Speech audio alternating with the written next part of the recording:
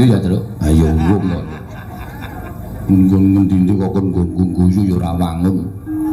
Dibageke Pak Gong. Ndaropati Sengguni karo Ndara Dursasana. Kaya ketekan debt collector ya, Truk. Heeh. Yo anggepe bapak iki diutang Rumestina apa piye?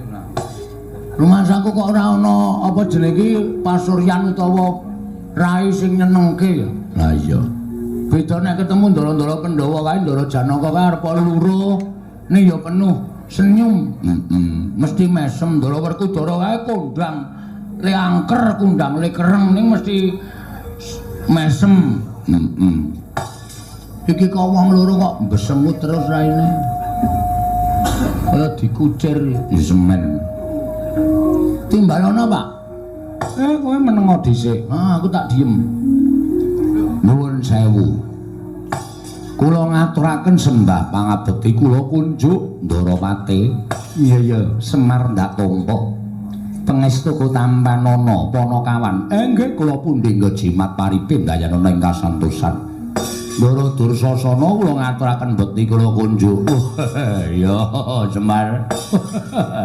Tak tompo ora liwat pangestuku Tampanana. Kula pundi nggo jimat pariping dayanana ing kasantosan. Ndaropati Sengguni bekti kula iya nala garing tak tompo pangestuku Tampanana. Ndara Dursasana bekti kula wah nala garing ya tak tompo. Sirahmu saya cilik. Nggih. Karang-kahanane kaya ngenten iki wong keserakat kok, Den. Wong mboten gadah niku ya wis kurang vitamin. Oh, lah iya mangan sedina pindho. Rebutan karo anake. Nggih mboten napa-napa pun kula lakonane. Syukur dene bareng aku prapta ning Karang Kadempel, kowe lan keluargamu tansah pinayungan marang panguwasaning Gusti ndadekake bombong atiku. Ya mung bareng aku munggah ana ing pendopo padukuhan. Kok rasaku kok banjur duwe rasa ternyuh marang kowe. Ternyuh sebabe napa? Aku tak takon karo kowe le suwita Pandhawa kuwi wis pirang taun? Mboten iso diukur nganggo wilanganing hitungan. Kula wis suwita ali ndara-ndara kula Pandhawa niku paribasan pus puluhan taun. Lho la iya. Ing atase Pandhawa kuwi duwe abdi jenenge Semar lan sak anak-anake. Kowe suwita karo Pandhawa kuwi wis puluhan taun. Aku keri dhewe sowan utawa prawuh ning Karang Kadempel kuwi tak kira ya wis puluhan taun. Wiwit biyen tekan saiki kok nuwun sewu, kahananmu kok ora ana undhakane. Kahananmu kok mung sarwa sekeng, sarwa ora duwe, sarwa kecingkrangan uripmu. Bale wis mamu ya ora mundhak apik, omahmu ya ora mundhak becik, ya mung popok kaya ngene wae. Kosik to, aku tak takon karo kowe, jane Pandhawa ki gatekke karo kowe apa ora lho? Jane Pandhawa ki gatekke karo kowe apa ora? Pandhawa ki tresna karo kowe apa ora? Yen lumrah Pandhawa kuwi wis padha mukti ngawibawa Nyakrawati ning negara Ngamarta. Ora kok ming buru karo kesenengane dhewe ning ya mulat karo kahanan abdine kaya ta kowe lan sak anak-anakmu. Kowe uripe kecingkrangan, kowe uripe keserakat tanpa entuk bantuaning para Pandhawa. Ketitik aku iso omong kaya ngono merga omahmu ya mung wujude kaya ngene kae biyen tekan saiki ora mundhak-mundhak. Pendapamu wis daya ngulon ya ora dijejeke. Apa kaya ngono kuwi Pandhawa duwe rasa gatekake marang abdine. Ewa semono aku tak takon karo kowe. Kowe iki jane kena kemayan apa, kena gendam apa, kok tetep suwita marang para Pandhawa. Wong nyatane Pandhawa tok suwitani ya ora ngundhakake karo uripmu, Pandhawa tok suwitani ya ora ngundhakake derajatmu. Kowe mung dadi abdi, kowe mung dadi batur, ora munggah dadi tumenggung, ora munggah dadi nayaka lan punggawa negara Ngamarta. Coba saiki aku tak takon karo kowe, apa kaya ngono kuwi duwe rasa gatekake Pandhawa marang Semar lan sak anak-anake. Wah, kuwi lho dirungokke Mar.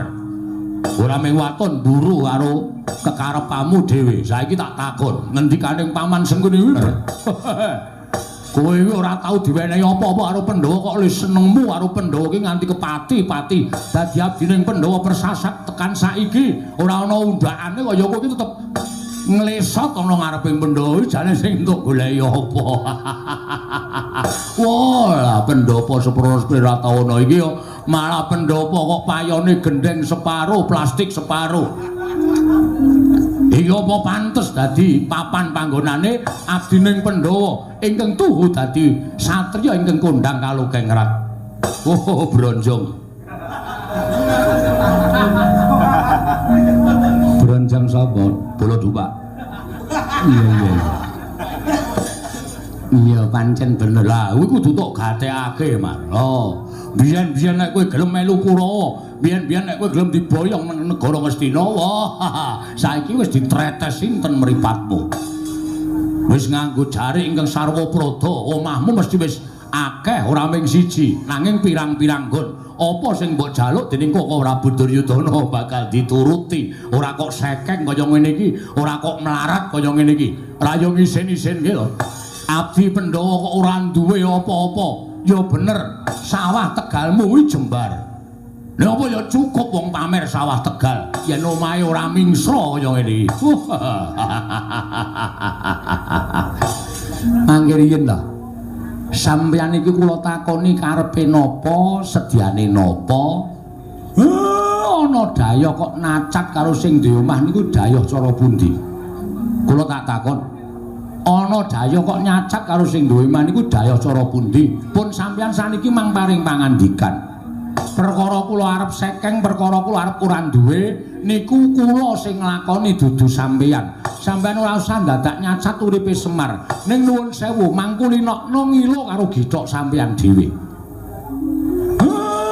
Biyen Semar niku ora sulap karo gebyaring bondo donya. Semar niku mboten bareng karing gebyaring derajat pangkat. Oke, bondo donya duwe derajat pangkat nek uripe ora tentrem, uripe ora akeh sanak sedulur, kedungsang-dungsang uripe nggo abrak apa kula tak takon. Cobi kula tak takon. Ning Nadanto Semar niki wong ora duwe, ning urip kula tentrem, urip kula ayem. Ora dioyak-oyak karo butuh, ora dioyak-oyak karo napa-napa niku tumrap kula wis mujudake urip sing paling kepenak. Urip sing paling kula rasake iso manjing tentreming lahir lan batin kula. Ngoten lho. Apok kowe ra. Mangsamu Semar ramani unek-unekke kowe, Pak. Lho, kowe. Tau unek-unekke Pak? Aja. Engko wae gampang.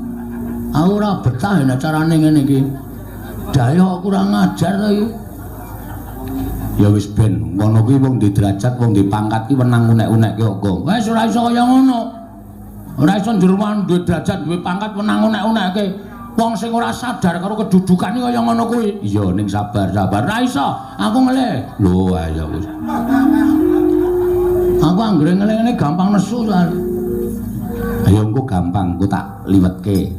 Duwe wae. Njaluk kowe. Pun saniki mangkondo, mangendika. Nuwun sewu nek kula rada lancang.